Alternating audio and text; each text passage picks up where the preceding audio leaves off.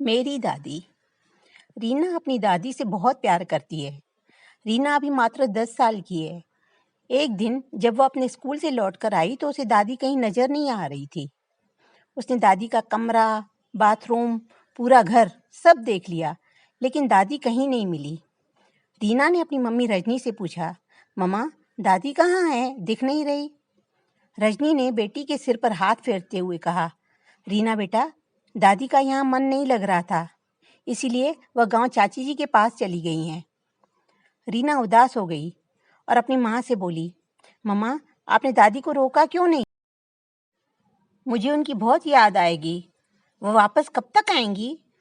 रजनी ने फिर से उसके सिर पर हाथ फेरते हुए कहा, जब उनका मन भर जाएगा तो आ जाएंगी। अब तुम जाओ, मुंह हाथ धोकर खाना खा लो। रीना के पिता शरद, जो कि एक इंजीनियर हैं और अच्छे खासे पैसे कमाते हैं, शाम को जब अपनी ड्यूटी खत्म करके वापस आते हैं तो रीना अपने पापा से दादी के बारे में पूछती है। पापा भी वही कहते हैं जो उसकी मम्मी ने कहा था। रीना ने पापा से कहा, तो पापा, दादी से मेरी बात करा दो। वह हमें छोड़कर चाची जी के पास क्यों चली गई? अब मैं किसके साथ सोऊंगी? कौन मुझे कहानियां सुनाएगा? पापा भी बच्ची को समझाते हुए कहते हैं, बेटा, दादी को यहाँ अच्छा नहीं लगता था, इसीलिए वह गांव चली गई। अब तुम ज़्यादा मत सोचो, अपना होमवर्क करो और अपनी पढ़ाई पर ध्यान दो। दादी का जब भी मन करेगा वह वापस आ जाएंगी। रीना जब भी दादी से बात कराने के लिए कहती तो मम्मी पापा कोई न कोई बहाना बनाकर बात को टाल देते। ऐसे ही 2 महीने बीत गए। एक दिन रीना के स्कूल वाले सभी बच्चों को मथुरा म्यूजियम ट्रिप के लिए लेकर गए। उस ट्रिप में रीना भी गई। सभी बच्चे बहुत उत्साहित थे उस म्यूजियम को देखने के लिए। अध्यापकों ने बड़ी सतर्कता के साथ सभी बच्चों को वहां पर रखी वस्तुओं के बारे में समझाया। म्यूजियम घूमने के बाद जब सभी बच्चे बस की तरफ वापस आ रहे थे, तभी रीना की नज़र एक पेड़ के नीचे बैठी बूढ़ी औरत पर गई, जिसकी शक्ल उसकी दादी से मिलती थी। वह फटे पुराने कपड़े पहने हुए लोगों से भीख मांग रही थी। एक पल के लिए रीना ने सोचा, उसकी दादी फटे हाल में क्यों होंगी? नहीं नहीं, यह दादी नहीं, कोई और है। मम्मी पापा तो कह रहे थे कि दादी गांव में है। रीना के मन में ढेरों प्रश्न उमड़ रहे थे। वो एक बार जाकर पुष्टि करना चाहती थी कि वह दादी ही हैं या कोई और। रीना पास जाकर देखती है। दादी ने जब अचानक रीना को अपने सामने देखा तो मेरी बच्ची कहकर रोने लगी। दादी की ऐसी हालत देखकर रीना भी रो पड़ी। ना जाने कब से नहाई नहीं है और कपड़ों में से भी बदबू आ रही है। पास में कुछ जूठन पड़ी हुई है। पता नहीं किस किस की जूठन इकट्ठा करके रखी थी। दादी की एक एक हड्डी दिखने लगी है। दादी ने अपने कपकपाते हाथों से रीना के आंसू पोंछे। दादी की खाल व जानवर की खाल में कुछ ज्यादा फर्क नहीं रह गया था। यह देख रीना दादी को गले लगाकर भावुक हो जाती है। फिर उसने दादी से पूछा कि आप यहाँ कैसे? आप तो गांव में थी ना? दादी ने कहा, कुछ नहीं बेटा, बस किस्मत खराब है। कुछ बुरे कर्म किए थे, उनका ही फल मिल रहा है। रीना ने कहा, दादी उठो, मेरे साथ घर चलो। दादी कहती है, नहीं बेटा, मेरा कोई घर नहीं है। जिंदगी के कुछ दिन बचे हैं, यहीं घूम फिर के कट जाएंगे। रीना ने कहा, हमारे होते हुए आप भीख मांग कर खाओगी? दादी कहती है, बेटा, और कोई चारा भी तो नहीं है। रीना अपनी दादी का हाथ पकड़कर कहती है, नहीं, आप मेरे साथ घर चलोगी। मैं आपको ऐसे भीख मांगने के लिए नहीं छोड़ सकती। दादी रुआंसी होकर कहती है, जब अपने बहू बेटे ने ही छोड़ दिया तो तू क्यों नहीं छोड़ सकती? यह कहते दादी फूट फूट कर रोने लगी। रीना ने अचरज से पूछा, क्या पापा ने आपको यहाँ छोड़ा है? बोलो दादी। दादी अपने पल्लू से आंसू पोंछते हुए कहती है, यह सब छोड़, ये बता तू यहाँ कैसे आई? किसके साथ आई है? तेरी पढ़ाई कैसी चल रही है? रीना अपनी दादी के गालों को सहलाकर पूछती है, आप यहाँ कैसे आए, पहले यह बताओ। दादी उससे अपना मुंह फेर लेती है। रीना अपने हाथों से उनके चेहरे को अपनी तरफ घुमाकर पूछती है, दादी प्लीज़ मुझे बताओ ना, आप यहाँ कैसे आईं? दादी बताती है, उस दिन जब तुम अपने स्कूल चली गई थी तब रजनी ने मुझसे कहा, माँ जी आपके घुटनों में दर्द रहता है, चलो डॉक्टर को दिखा कर आते हैं। वह मुझे डॉक्टर के बहाने पता नहीं कहाँ ले गई। एक जगह पार्क में मुझे बिठाकर कहा, आप यहीं बैठो, मैं आती हूँ। सुबह से शाम हो गई लेकिन तेरी माँ वापस नहीं आई। 2 दिन तक वहीं भूख से तड़पती रही। फिर एक लड़का मथुरा दर्शन के लिए आ रहा था। उसने मुझे खाना खिलाया और कहा, मैं आपको घर छोड़ देता हूँ, अपना पता बताओ। मैंने कहा, बेटा मेरा कोई घर नहीं है।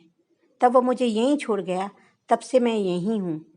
रीना को आज अपनी मम्मी पापा से घृणा हो रही थी, जिन्होंने उसकी दादी को मरने के लिए छोड़ दिया।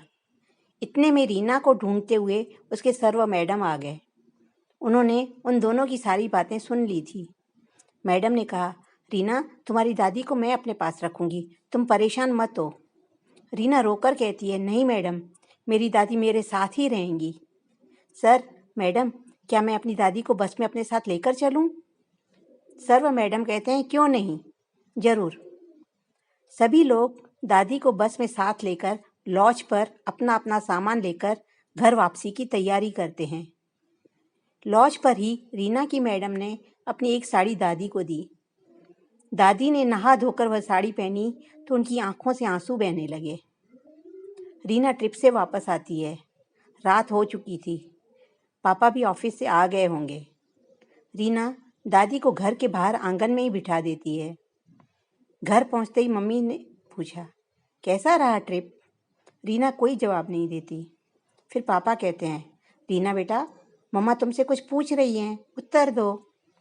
रीना ने गुस्से से कहा, क्यों क्यों तुम्हें आपको उत्तर? कौन है आप? मम्मी पापा दोनों हैरान होकर रीना से प्यार से पूछते हैं, क्या हुआ बेटा, तुम ऐसी बातें क्यों कर रही हो? रीना कहती है, कुछ गलत पूछ लिया मैंने? वह दोनों समझ नहीं पाते रीना अजीब बर्ताव क्यों कर रही है। रीना फिर कहती है, यह घर किसके नाम पर है? पापा रीना पर चिल्लाते हुए कहते हैं, क्या हो गया है तुम्हें? कैसी बहकी बहकी बातें कर रही हो? सब कुछ तुम्हारा ही तो है। मम्मी भी कहती है, बेटा सब कुछ तुम्हारे लिए तो है। हम जो कुछ भी करते हैं सब तुम्हारे लिए, तुम्हारी भलाई के लिए करते हैं।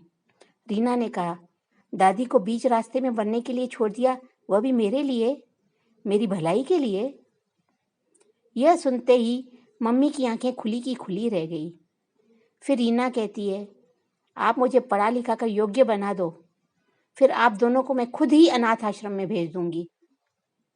पापा गुस्से में बोले, क्या कह रही हो तुम? हम क्यों अनाथ आश्रम में जाएंगे? क्या हमारा घर नहीं है? इस पर रीना कहती है, घर तो यह दादी का भी था, जो आपने अपने नाम करा लिया और दादी को दर दर की ठोकरें खाने के लिए छोड़ दिया। पापा कहते हैं, पर बेटा दादी तो गांव गई थी ना।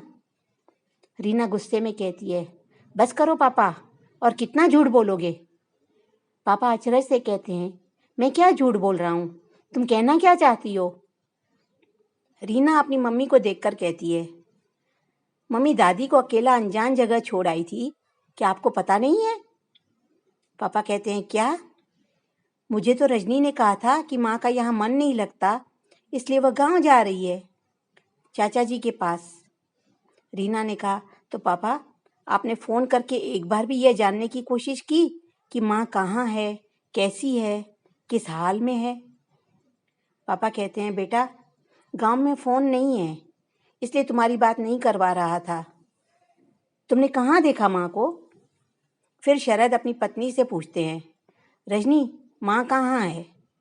रजनी गुस्से में कहती है, हाँ मैं ही हूँ दुश्मन तुम सबकी, मैं ही उन्हें छोड़कर आई थी। कितना खर्च होता था हर महीने की दवा पर, तुम्हें अंदाजा भी है? पूरे घर का बजट बिगड़ा हुआ था। मुझे लगा 70 साल की है, अब जी के क्या करेंगी, इसलिए छोड़ आई। शरद अपनी पत्नी को कस के थप्पड़ मारता है।